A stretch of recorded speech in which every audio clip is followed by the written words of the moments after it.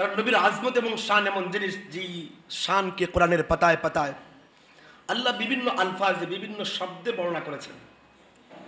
ওই নবীর শান আমরা কি বলতে পারি, যার ক্ষেত্রে আল্লাহ নিজেই বলেছেন ওয়ারাফা'না লাকা যিকরাক, নবী আমি আল্লাহ নিজে তোমার জিকিরকে উঁচু করে দিয়েছি।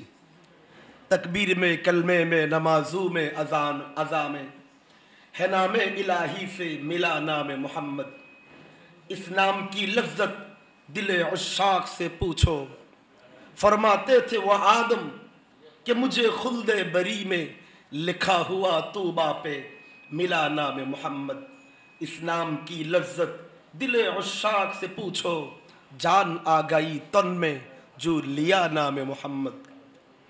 কবি বলতেছেন, আমি যে বললাম কোরআনের আয়াত ওয়ারাফা'না লাকা যিকরাক, আল্লাহ বলেন নবী তোমার জিকিরকে আমি আল্লাহ উঁচু করে দিয়েছি।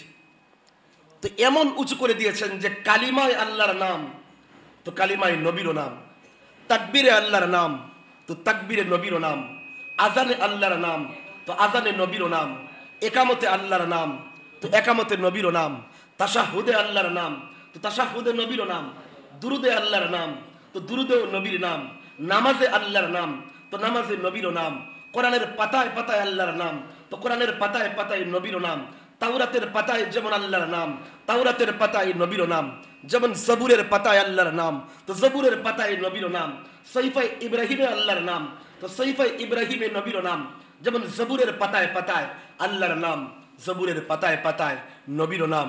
শুধু তাই নয়, যেই মজলিসে আল্লাহর নাম সেই মজলিসে নবীর নাম, যে মজমায় আল্লাহর নাম সেই মজমায় নবীর নাম, যেই লেখায় আল্লাহর নাম সেই লেখায় নবীর নাম, কালিমায় আল্লাহর নাম তো কালিমায় নবীর নাম, যেই কবিতায় আল্লাহর নাম সেই কবিতায় নবীর নাম, এমনকি কবরে আল্লাহর নাম তো কবরে নবীর নাম। নবীজি বলেন মেহরাজের রাতে আমি জান্নাতে গিয়ে, এই রিওয়ায়াত যদিও যায়ীফুন জিদ্দান আসছে, যে নবীজি বলেন জান্নাতের প্রতিটি গাছের পাতায় পাতায় এক পাতায় আল্লাহর নাম তো অন্য পাতায় নবীর নাম। ওয়ারাফা'না লাকা যিকরাক, আল্লাহ বলেন নবী আমি আল্লাহ নিজে তোমার জিকিরকে উঁচু করে দিয়েছি। তুই নবীর আজমত এবং শান আমরা কতটুকু বলতে পারি, যে নবীর শানে 40 বছর ধরে 50,000 কবিতা লিখে এক কবি মৃত্যুর সময় লিখতেছিলেন, থকি হে ফিক্রে রসা মদা বাকি হে, थकी है फिक्र रसा मदा बाकी है, कलम है आबला पा मदा बाकी है। এরপরে তিনি বলেন वरक तमाम हुआ मदा बाकी है, तमाम उम्र লেখা मदा बाकी है। কবি বলেন যে আমি 40 বছর পর্যন্ত 50,000 কবিতা নবীর শানে লেখার পরে মৃত্যুর আগে কবি লিখতেছে যে আরে আমি নবীর শান কি লিখবো, আমার মাথার চিন্তা চেতনা গবেষণা সব থেমে গেছে, কিন্তু নবীর আজমত শান লেখা এখনো শেষ হয়নি।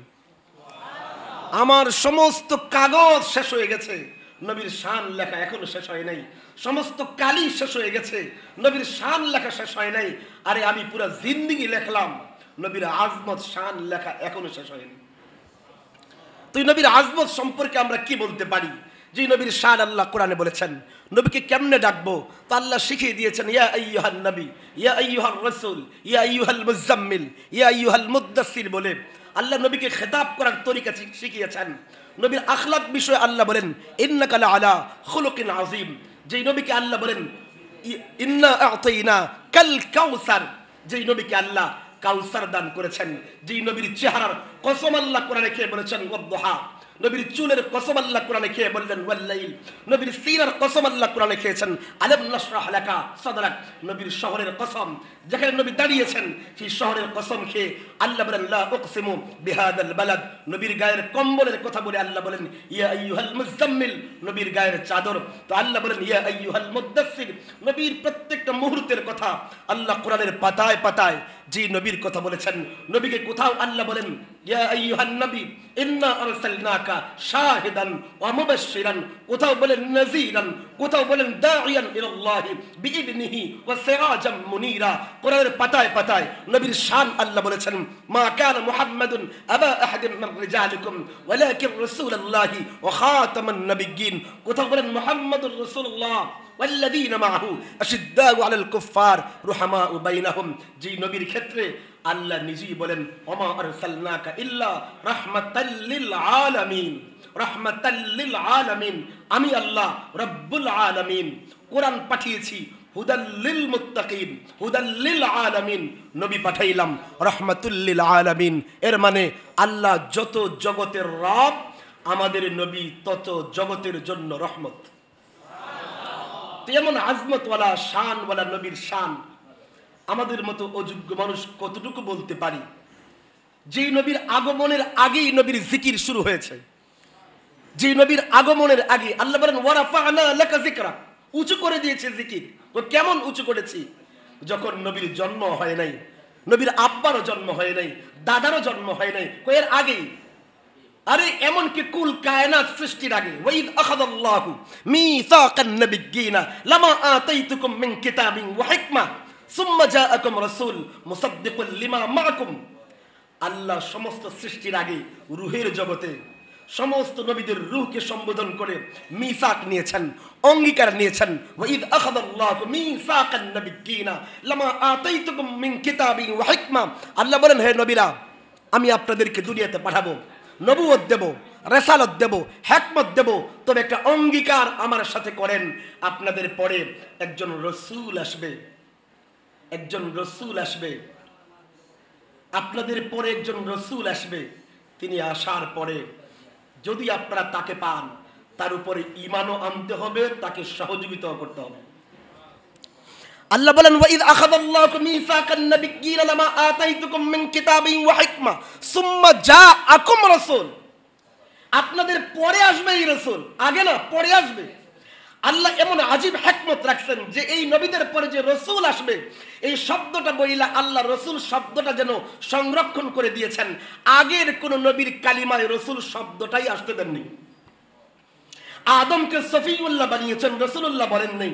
নূহকে নজিউল্লাহ বানিয়েছেন, রাসূলুল্লাহ বলেন নাই। দাউদকে খলিফাতুল্লাহ বানিয়েছেন, রাসূলুল্লাহ বলেন নাই।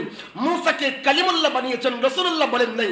ঈসাকে রূহুল্লাহ বানিয়েছেন, রাসূলুল্লাহ বলেন নাই। ইব্রাহিমকে খলিলুল্লাহ বানিয়েছেন, রাসূলুল্লাহ বলেন নাই।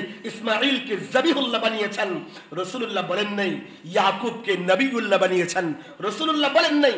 ইউসুফকে সিদ্দিকুল্লাহ বানিয়েছেন, রাসূলুল্লাহ বলেন নাই। আল্লাহ বলেন রসুল আসবে, রসুল এমন রসুল যার কালিমায় থাকবে মুহাম্মাদুর রাসূলুল্লাহ।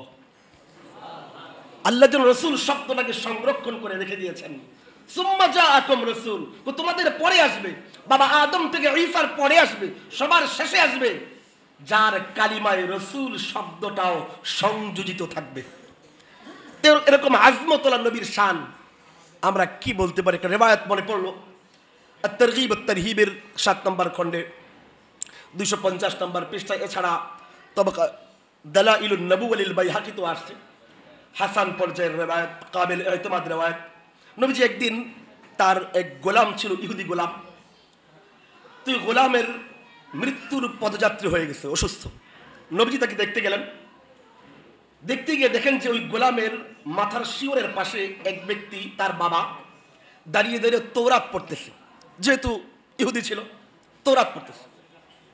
তো তৌরাত পড়া অবস্থায় নবীজি তাকে জিজ্ঞেস করলেন, আনশুদুকা বিল্লাহ, যে আমি আল্লাহর কসম দিয়ে তোমাকে বলতেছি, আনশুদুকা বিল্লাহি আলা মান আনজালা আলা মূসা আত-তাওরাতা আও কামা ক্বালা আলাইহিস সালাতু ওয়াস সালাম। নবীজি বললেন যে আমি তোমাকে কসম দিচ্ছি যে আল্লাহ মূসা আলাইহিস সালাতু ওয়াস সালামের উপরে তৌরাত নাযিল করেছেন। হাল ওয়াজাদতা ফিত তাওরাতি, যে তুমি কি এই তৌরাত কিতাবের মাঝে সিফাতি ওয়া নাতি ওয়া মাখরাজি। নবীজি ওই ইহুদি ছেলেটার বাবাকে বললেন, তুমি যে তৌরাত পড়তেছো, এই তৌরাত কিতাবের মাঝে আমার গুনাগুন, সিফাত এবং আমার আগমনের কথা কি তৌরাতে পাইছো?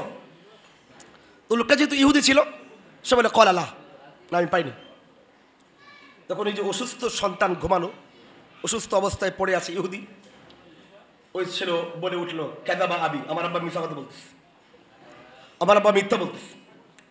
এবার এই সন্তান বলে উঠলো অসুস্থ অবস্থায়, চোখ খুলে নবীর দিকে তাকায় বলল, বালা ওয়াল্লাহি, না না আল্লাহর কসম,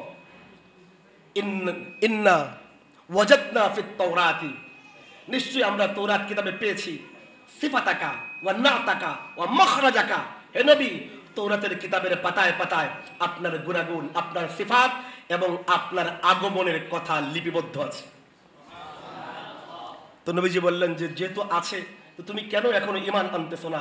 সাথে সাথে সে বলল, আশহাদু আল্লা ইলাহা ইল্লাল্লাহ ওয়া আন্না মুহাম্মাদান আবদুহু ওয়া রাসূলুহু, আমি সাক্ষ্য দিচ্ছি আল্লাহ ছাড়া কোনো মাবুদ নাই, এবং আমি এটাও সাক্ষী দিচ্ছি হে নবী আপনি আল্লাহর রসুল এবং আল্লাহর বান্দা। এরপরেই লোকটা, ওই ছেলেটা ইন্তেকাল করে। নবীজি বললেন তার বাবাকে, ইহুদি বাবাকে মাথার পাশ থেকে সরাও, কারণ এখন থেকে সে মুসলমান, সুতরাং তাকে মুসলমানদের মতো কবরস্থ করা হবে। দেখেন তৌরাতের পাতায় পাতায় আল্লাহ নবীর আজমত বলেছেন, শান বলেছেন।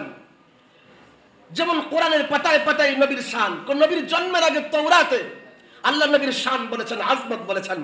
যেখানে ইব্রাহিম আলাইহিস সালাম নবীর জন্মের আগে দোয়া করেন, রব্বানা ওয়াবআস ফীহিম রাসূলাম মিনহুম। এর মানে নবীর জন্মের আগে বাবা ইব্রাহিম নবীকে পাওয়ার জন্য দোয়া করেছেন। হযরত ঈসা আলাইহিস সালাতু ওয়াস সালাম নবীর আগমনের আগে, জন্মের আগে নবীর জিকির করে আল্লাহ বলেন মুবাশশিরাম বিরাসূলিন ইয়াতি মিন বা'দি ইসমুহু আহমদ।